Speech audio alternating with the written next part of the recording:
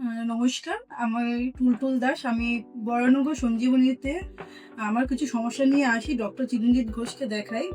আমার সমস্যা হলো আমার পিরিয়ডের সময় খুব পেন হতো। সেই অবস্থায় আমি চিরঞ্জিত স্যারকে দেখাই। চিরঞ্জিত স্যার আমাকে অপারেশনের সাজেশন দেয়। তারপরে আমি ডক্টর চিরঞ্জিত স্যারের কাছে অপারেশন করাই।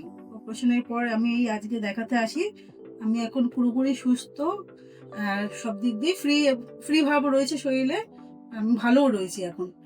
কেউ যদি আপনারা কোনো পিরিয়ডের কোনো সমস্যায় বা গাইনোর কোনো সমস্যা যদি দেখাতে চান, আপনার চিরঞ্জিত স্যারকে দেখাতে পারেন।